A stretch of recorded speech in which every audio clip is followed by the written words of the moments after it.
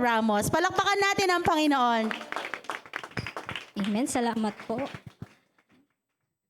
Magandang umaga po sa lahat ng nandito. Amen. Naghihintay ako ng... Parang nasaray ako may nag-interpret. Amen. Praise the Lord. Sino dito ang masaya na siya ay nasa iglesia ng Diyos ngayong umagang ito? Amen. Wala tayo sa mall. Amen. Wala tayo sa kung saan mang lugar, pero inuna natin ang Panginoon. Amen. Praise the Lord. Sige, minsan papalakpakan naman natin si Lord. Amen. I just want to thank our senior pastors in JTG Japan, our Pastor Amen and Pastor Marlon for sa pagpapahiram po sa amin ng pulpito and allowing us to share. Amen. Alam ko tayong lahat ay pagpapalain ng Diyos ngayong umagang ito. Sino dito naniniwala na pagpapalain siya ng Diyos ngayong umagang ito? Praise God. Let's pray. Hallelujah, Lord. Purihin ka, O Diyos. Dakila ka, Panginoon.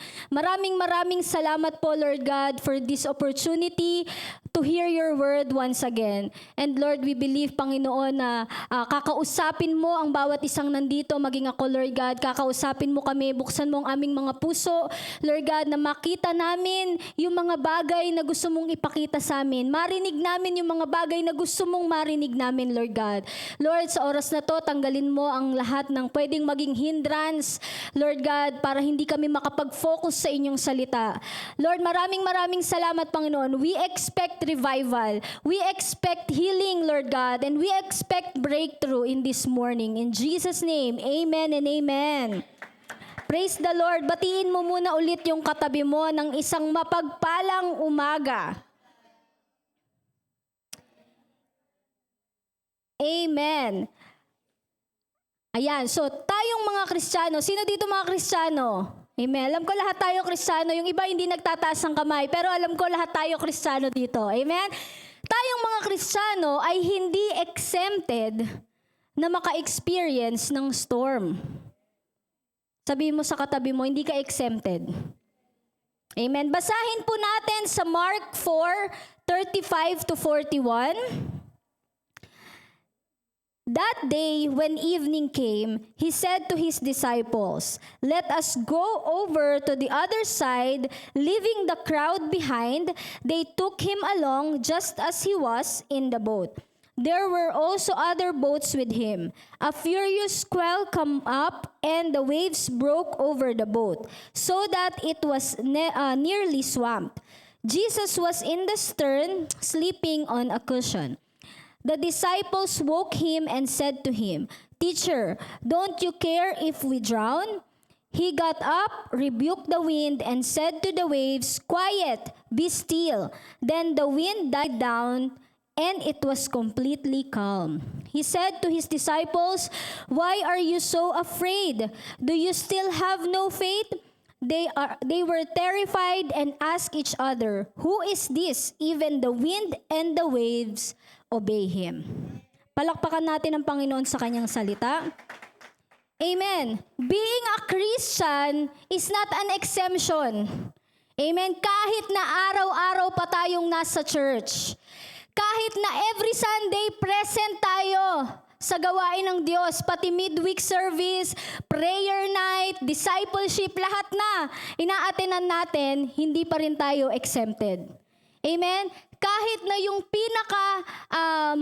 yung kilala natin na pinakamatatag, yung pinaka parang hindi tinatablan ng problema dito sa lugar na to, amen? Parang si Pastor Ate. Yung mukhang pinakamatapang, di ba? Kahit po yung mga tingin natin na gano'n sa ating mga leaders is hindi pa rin po exempted. Amen? At tayo pong lahat ay nakakaranas pa rin ng bagyo. Amen? Literally and figuratively. Amen? Alam niyo po, nung mga nakaraang linggo, may mga dumating na bagyo sa Philippines. Amen? Dumating si Christine. Sino pa ba? Leon, dumating si Opel, Nika, di ba hindi na in order? Tapos si Pepito naman ngayon, sunod-sunod yung bagyong dumating. At lahat po ng yun ay napakalalakas na bagyo. Last 3 weeks ago, Siguro yung bagyo na yon umabot lang ng 2 months. Lahat na sila, sunod-sunod. Sabi nga dun sa meron akong meme na nakita sa Facebook. Kasi kapag ka nag-a-announce ng bagyo, ito yung Philippines, tapos may arrow papunta sa Philippines yung bagyo. Sabi nila, bakit kasi tinuturo nyo sa Philippines yung bagyo? Dapat nililihis nyo. So papunta lahat ng bagyo sa Philippines. Pero last 3 weeks ago, dumating si Christine. Yan, nandun po ang ating Pastora Jazz and Pastor Yu, pati ang ating Pastora Aiko and Pastor John. Na-experience po nila ang bagyong Pilipinas. Amen? So nung dumating ang bagyo last 3 weeks ago sa Philippines, binaha po ang ating iglesia. Literal na binaha. Ayan po ang ating church. Kung 2 years ago, ang baha po ng ating church ay umabot po sa stage, isipin niyo po yung mga nakatira po sa church, nandun po sila sa stage. Tapos, nagpe-pray sila ng husto na hindi na umangat yung bagyo, yung baha, kasi aabutan na din sila. Wala na silang choice kundi lumangoy. This time po, ang bagyo po natin ay hanggang sa first step nung hagdan ng stage. Ayan. So, madumi talaga. Sobrang maputik. So, kinabukasan, kinailangan pang magtawag ng bumbero para po malinis yung church natin. Dahil yung gilid po kasi ng church natin is talyer ng mga jeep. So, lahat ng langis pumasok po sa church. So, mas mahirap po siyang linisin. So, kinailangan pang bombahan ng tubig para lang mawala ang lahat ng putik, lahat ng oil na napunta sa loob ng church. And praise the Lord, syempre tuloy-tuloy pa rin ang ating gawain. Amen? Kahit na binaha, binagyo, pero patuloy pa rin na naglilingkod sa tao ng ating church. Amen? So lahat tayo, maging yung church natin, maging tayo na nandito is hindi exempted sa bagyo. Amen? Itong bagyo na to is literal. Siguro yung mga Pilipino po dito, yung mga pamilya natin sa Philippines, may mga binaha din. Amen? Pero tayong nandito, in our life situation, amen, nakaka-experience din ng bagyo. Sino ditong merong mga bagyo sa buhay na na-experience ngayon? Maaaring yung na-experience mo is emotional storm. Amen? Ikaw ay nakaka-experience ng anxiety, depression. Amen? O kaya naman ikaw ay nawalan ng mahal sa buhay, kaya ikaw ay talagang malungkot ngayon. O kaya naman, meron kang na-experience na relational storm. Ano yon? Yung meron kang problema sa iyong pamilya, amen? Sa kayong mag-asawa, meron kayong pinagdadaanan, amen? O kaya naman financial storm. Madalas sa atin, yan yung na-experience, no? Amen? Siguro nawalan ka ng trabaho, o kaya naman, baka meron kang trabaho. Pero yung kinikita mong sweldo, hindi pa man dumadating sa ATM mo, naubos na agad. Kakakwenta mo ito ay para sa Meralco o para sa electric bill, para sa gas, para sa aking loan, para sa utang ko pa ulit kay kumare. Di ba? Sobrang dami ng listahan. Amen ba? Sino dito nakaka-relate? Hindi pa man dumadating sa'yo yung sweldo mo na pambayad mo na. Amen? O kaya naman, meron kang na-experience na spiritual storm. O kaya yun yung mga panahon na nagda-doubt ka sa pananampalataya mo. Yun yung mga panahon na magsisimba ba ako o hindi? Magbibigay ba ako ng tithes o hindi? Kasi last money ko na talaga to, Lord. Diba? Yun yung mga panahon na nagda-doubt ka kung nandyan ba talaga si Lord. Amen? O kaya naman nakaka-experience ng health storm. Ano po yun? Yun yung may mga, ang sigla-sigla mo naman, pero isang araw, bigla na lang bumagsak yung katawan mo kasi tinamaan ka ng sakit. Diba? Bigla na lang na sinabi sa'yo ng doktor na meron kang ganito, meron kang ganyan. Diba? Nung akala natin na kayang-kaya natin ang lakas ng katawan natin, pero hindi pala kaya. Amen? So, iba't ibang storms ang na-experience natin. Amen? Maaaring yung iba sa atin, mas malalalang storm pa yung na-experience natin. Signal number 5, signal number 10, or hindi na mabilang nung nagbibilang nung signal sa tindi ng pinagdadaanan natin. Amen? Pero lahat ng yan, hindi tayo exempted. Amen? Kagaya na lamang nung na-experience ng mga disciple sa bangka. Amen? During that time, na-experience nila yung storm, kasama nila si Jesus. Amen? At during that time, si Jesus ay natutulog. So number 1, Jesus' presence. Sabihin mo nga, Jesus' presence. Ang presensya ng Panginoon. Amen? Isipin mo, during those time, literal, nakasama nila ang Panginoon. Pero nung may mga bagyo na, di ba, lumakas daw yung waves, matindi daw yung storm, parang tutumba na yung bangka. Di ba? Parang tutumba na, yung parang pumapasok na yung mga tubig dun sa bangka. Tapos kasama nila si Jesus, pero nagpanik sila. Kasama na nila si Jesus, pero nagpanik pa rin sila. Ano pa kaya tayo na literal, hindi natin nakikita si Jesus? Di ba? Kapag nakaka-experience tayo ng storm, ano pa kung parang yung nangyari sa Philippines na sunod-sunod yung storm na pumasok? Di ba? Hindi lang isa, hindi lang dalawa, kundi sunod-sunod. Amen. Siguro nagpanik na rin tayo parang kagaya ng mga disciples. Amen ba?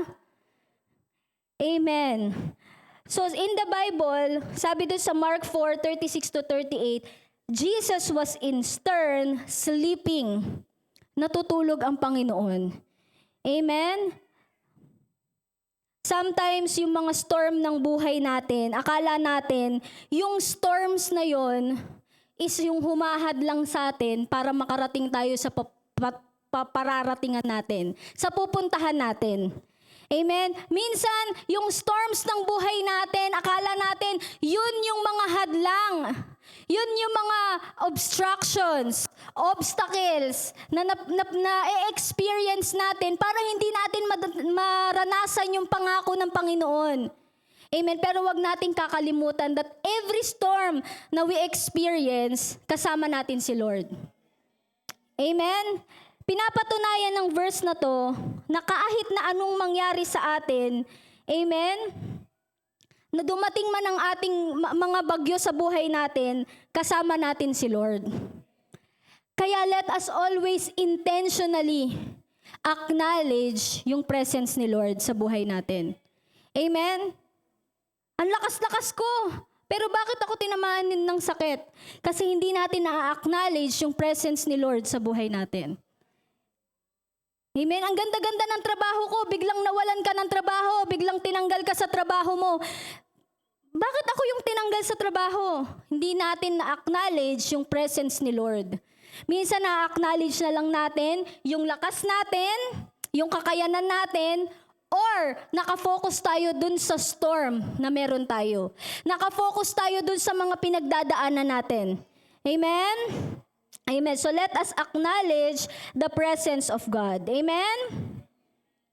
Amen. Number 2, Jesus' authority. Ano pong ibig sabihin nun? Let us acknowledge yung power ng Panginoon sa buhay natin. Amen? Doon po sa bangka, amen, pinakita ng Panginoon sa mga disciples yung kakayanan niya. Amen? Pinakita ng Panginoon na yung kanyang divine power sa mga disipulo. Amen? Na nandun siya at makapangyarihan siya. Amen? Ganon din po sa buhay natin. Amen? Ang ating Panginoon ay makapangyarihan na kaya niyang kontrolin kahit yung mga bagay na hindi na kayang kontrolin. Amen? Minsan nag-iisip tayo ng mga bagay na hindi na natin kayang makontrol. Amen? Yun yung mga inaalala natin kaya tayo namomroblema kasi yun yung mga bagay na hindi na natin makontrol. Pero kung ibibigay natin sa Panginoon yung mga pinagdadaanan natin, Amen. And we believe in His authority. We believe in His power. Sino dito naniniwala sa kapangyarihan ng Panginoon? Amen. Kaya ng Panginoon ang lahat ng bagay. Literal nga na pinatigil niya yung storm. Ano pa kaya yung pinagdadaanan natin? Amen. Sabihin mo sa tatlong tao sa paligid mo, kaya ng Diyos ang pinagdadaanan mo.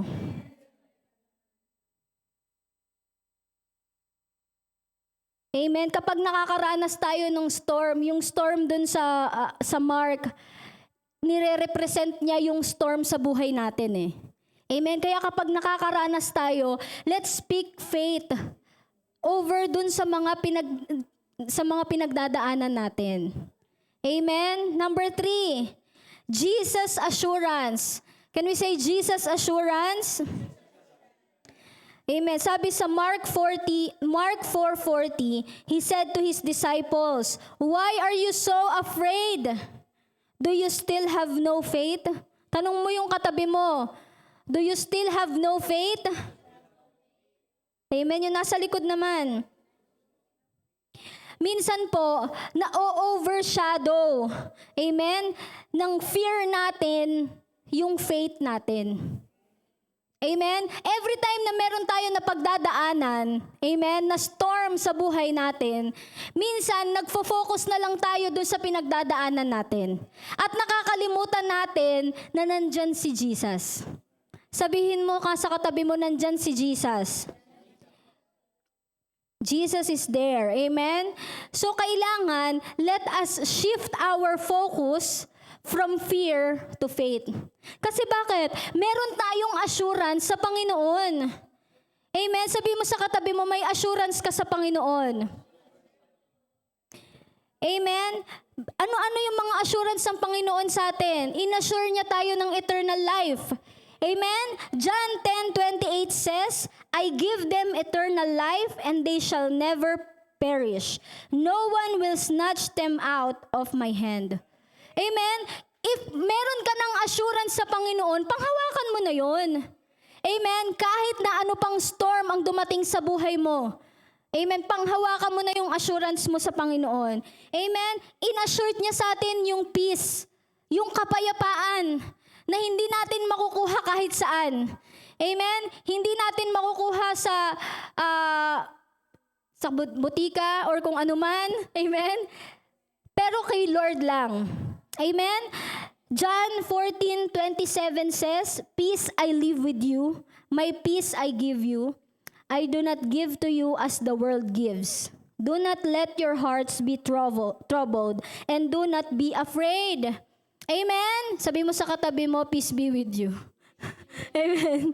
Di ba? Binigyan tayo ng Panginoon ng kapayapaan. Amen? So every time na natutrouble na ang ating isip at hindi na natin alam kung anong gagawin natin, parang nung time na bumabagyo sa Philippines. Amen? Lahat ng tao, limas ng limas. Alam niyo po ba yon? Yung salok ng tubig. Amen? Para lumabas yung tubig sa loob ng bahay. Amen? Kahit na ganun ka ng ganun, limas ka ng limas, amen, binigyan pa rin tayo ng kapayapaan ni Lord. Amen? Matatapos din ang problema natin.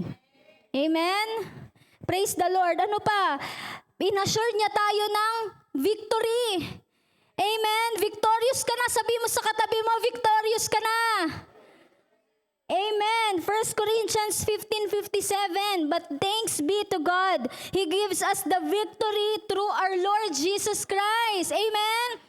Pinagtagumpay na ng ating Panginoon, kaya naman nandyan na ang katagumpayan sa'yo. Amen.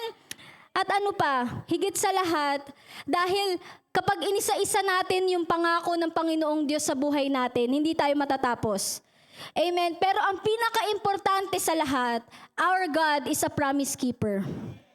Kung ang tao, pag nangako sa atin, 11, ano yun yung sinasabi nila? Sa 10 pangako, 11 yung hindi natutupad. Sobra pa, di ba? Pero ang ating Panginoon, amen, He is a promise keeper. Sabi sa 2 Corinthians 1:20, For no matter how many promises God has made, they are yes in Christ, and so through Him, the amen is spoken by us to the glory of God. Amen ba? Amen. Lahat ng pangako sa atin ng Panginoon is yes to Him. Amen? All we need to do is wait. Yung iba kasi sa atin, medyo nagmamadali no? Amen. Ganun yata talaga yung tao. Lagi nagmamadali, lalo na sa panahon ngayon. Amen? So, ano daw yun? Ano yung tinuturo sa atin ng Mark chapter 4? Amen? Jesus' presence, nandyan lagi ang Panginoon sa buhay mo. Sabi mo sa katabi mo, nandyan si Lord sa buhay mo. Never kanyang iniwan ni pinabayaan man. Amen? Kung minsan akala natin natutulog ang Diyos, di ba napapakanta na lang tayo, natutulog ba ang Diyos? Amen? Pero ang Diyos, andyan lang siya sa buhay mo. Amen? Let us intentionally acknowledge na ang Panginoon ay kasama natin. Amen? Let us not focus on the storms, but let's focus on Him. Amen? Ano pa? Yung authority ng ating Panginoon. At yung assurance na meron tayo sa Panginoon. Amen? Praise the Lord. Meron po tayong, for the challenge, meron po tayong 3 P's ang Panginoon na kailangan natin pagkatiwalaan sa Kanya. Amen? There are 3 P's na kailangan natin pagkatiwalaan sa Kanya. His presence, His power, and His plan. Amen? Sabihin mo sa katabi mo, the plans for you is not to harm you, but to give you hope and a good future. Amen? Sa mga panahon na meron tayong takot sa buhay, amen, hindi naman nawawala na meron tayong takot eh. Sino dito yung mga magulang? Yes. Yung minsan may takot tayo na, shucks, paano ko kaya pag-aaralin yung anak ko? Lalo na po sa Philippines, alam niyo po ba, sobrang mahal magpaaral sa Philippines. Nakakaiyak. Pero dito sa Japan, maiisip mo pa rin, paano ko kaya mapag-aaral yung baon niya araw-araw, yung mga projects niya, di ba? Minsan iisipin natin, paano kaya natin mapag-aaral yung mga anak natin? Yung mga may asawa dyan na may sakit, di ba? Paano natin mabibili yung gamot? Di ba? Yung gamot, ang mahal-mahal, alam niyo po, speaking of gamot, dito sa Japan talaga, ang mura talaga ng gamot.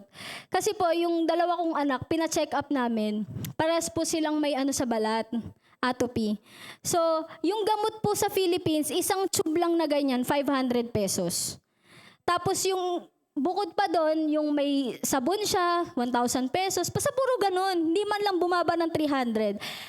Dito po, binigay yung sobrang katutak na gamot sa halagang 1,000 pesos. Grabe, di ba? 500 yen lang po each ng mga bata. Sobra talagang pinagpala tayo sa bansang to, no? Pinagpala tayo sa klima. Kapag nasa Philippines tayo, sobrang init. Di ba? Pinagpala tayo sa kapayapaan. Let's grab this opportunity. Di ba? Na nasa Japan tayo, na kapag meron tayong nararanasan na bagyo ng buhay natin, tanggal na agad yung mga yon sa iniisip natin. Amen? Lalapit na lang tayo kay Lord. Amen? Hindi na kasama yung iniisip natin na, ano ba yan? Babiyahe pa ako, magkukommute ako, sasakay ako ng jeep. Di ba? O kaya naman iisipin pa natin, ang gulo-gulo sa... Dito po, walang ganon. You are blessed. Sabihin mo sa katabi mo, you're blessed. Pinagpala ka. Amen? Praise the Lord. So in the moment of fear sa buhay natin, amen, andyan ang Panginoon. Amen? Sabi mo sa katabi mo, nandyan ang Panginoon. Sabi mo sa nasa likuran mo, nandyan ang Panginoon. Amen. Let us trust the power of God. Ephesians 3:20, now to Him who is able to do immeasurably more than all we ask or imagine. Wow. Grabe yung kayang gawin ng Panginoon sa buhay natin. Amen?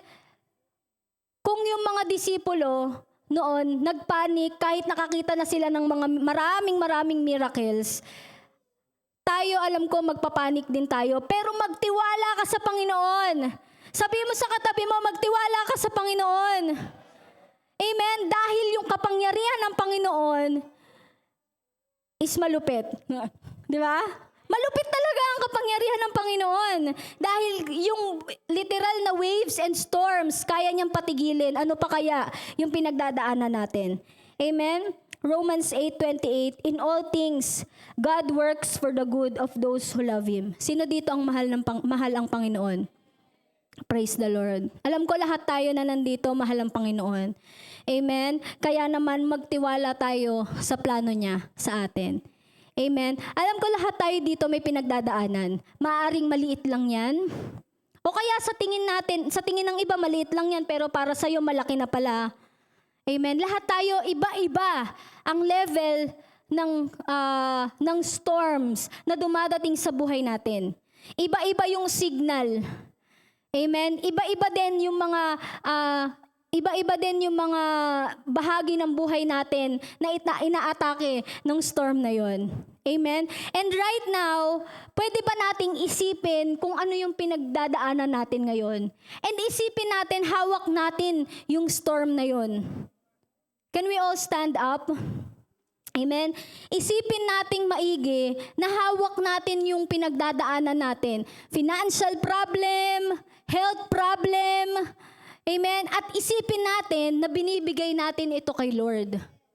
Amen? Can we all do that? Amen. Sige po.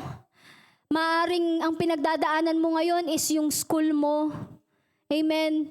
Merong mga kabataan na binubuli sa school. O kaya naman, hindi mo na alam kung paano mag-approach para magkaroon ka ng kaibigan sa school. O kaya naman, isa kang magulang na nag-aalala ka sa pamilya mo dito sa Japan at sa pamilya mo na nasa Philippines. Amen? Let's think of that storm and let's give it to God. Amen? Alam ko maraming pagkakataon, binigay na natin yung pinagdadaanan natin sa Panginoon. Pero today, amen, magde-declare tayo over that storm. Amen? And when we declare over that storm, amen, kailangan, pag nag-declare tayo, you are sound victorious. Amen? Kailangan yung kung paano ka mag-declare is talagang parang binibigay mo yung storm mo sa Panginoon. Lord, bahala ka na dyan. Alam ko pinagtagumpay mo na ako dyan. Amen? So let's all close our eyes. Let's think about that storm na pinagdadaanan natin sa buhay natin. Pwedeng merong isa lang, pwedeng merong dalawa, o kaya naman pwedeng mahigit pa sa 3 yung pinagdadaanan natin. Sabay-sabay na. Amen. Pero let's all give to God. Hallelujah.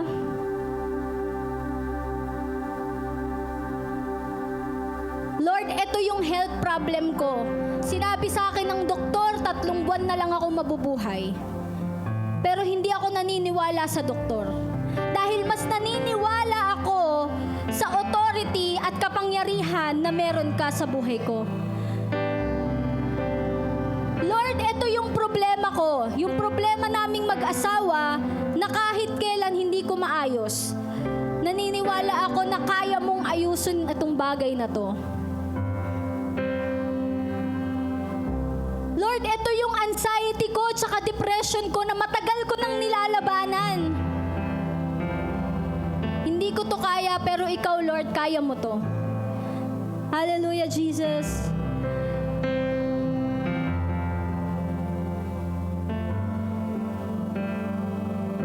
Amen. We are going to declare this verse sa lahat ng pinagdadaanan natin. Amen ba? Sa lahat ng pinagdadaanan natin, let us declare this verse. Amen. Ulitin na lang po natin, sasabihin ko. Psalms 23, 4-6. Even though I walk through the darkest valley, I will fear no evil, for you are with me. Your rod and your staff, they comfort me. You prepare a table before me. Your presence is my enemies. You anoint my head with oil. My cup overflows.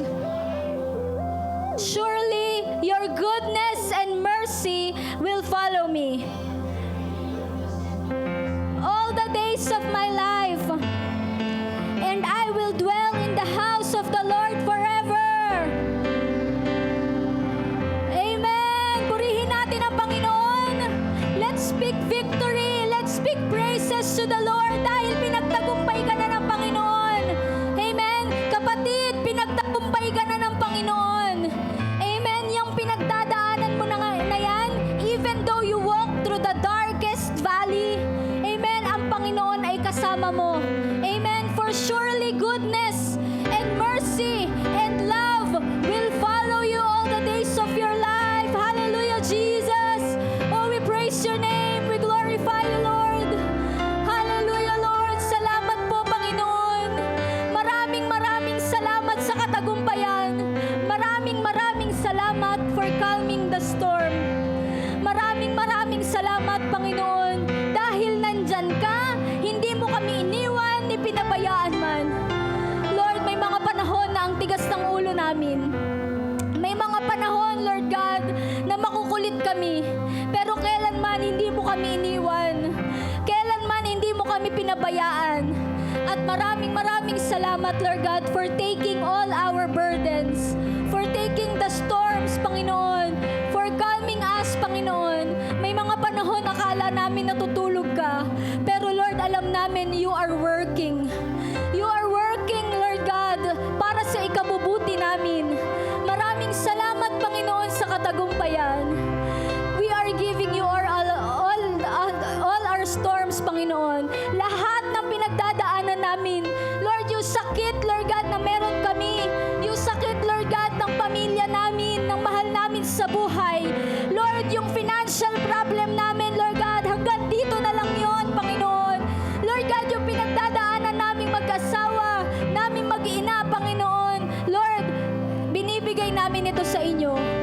For we trust in your authority, Lord God.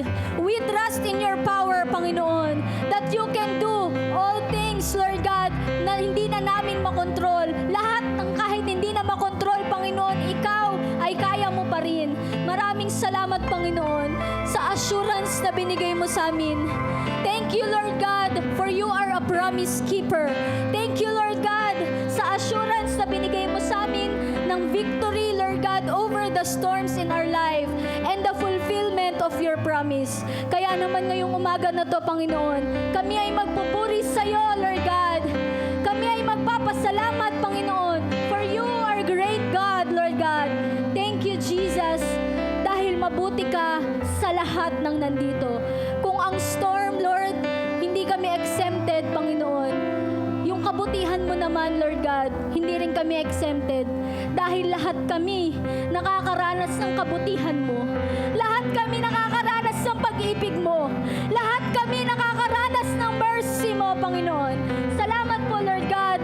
Purihin ka, sambahin ka, Panginoon.